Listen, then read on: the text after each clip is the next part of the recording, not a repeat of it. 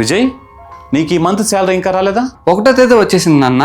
First month salary కదా, friends party అడిగారు, దానికే ఖర్చు అయిపోయింది. ఏంటి, ఫ్రెండ్స్కి పార్టీ ఇవ్వడం కోసం మొత్తం శాలరీని ఖర్చు పెట్టేశావా?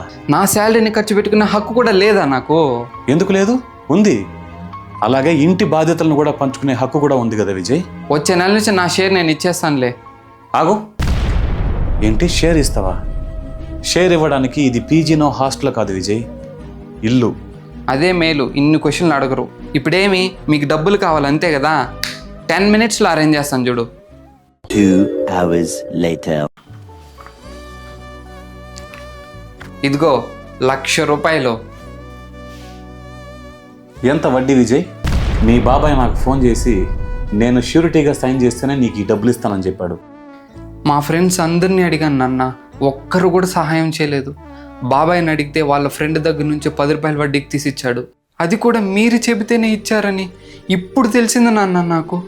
చూడు విజయ్, మీ బాబాయ్ ఒక గవర్నమెంట్ ఎంప్లాయీ. 1,00,000 రూపాయలు అతని దగ్గర లేదనుకుంటున్నావా నువ్వు? ఇదే జీవితం అంటే. డబ్బుల విషయంలో జాగ్రత్తగా లేకపోతే అవసరం వచ్చినప్పుడు ఇలా అందరి దగ్గర చేచాపాల్సి వస్తుంది. అనవసరంగా చేసే జల్సాలు, ఖర్చులు, వాటిని తీర్చడం కోసం చేసే అప్పులు పాముల్లాగా వెంటాడతాయి విజయ్. అప్పు అనే విషపు కూరల్లో నువ్వు చిక్కుకోకూడదు అని నీకు తెలియచెప్పడానికే షూరిటీ సంతకం చేస్తాను, అప్పు ఇచ్చి పంపించని చెప్పాను మీ బాబాయ్కి. ఈ అప్పు ఇప్పుడు మనకు అనవసరం, వెళ్ళి రిటర్న్ ఇచ్చేసి రాపో. నన్ను క్షమించు నాన్న, ఇంకెప్పుడు జల్సాలు చేయను, దానికోసం అప్పులు కూడా చేయను.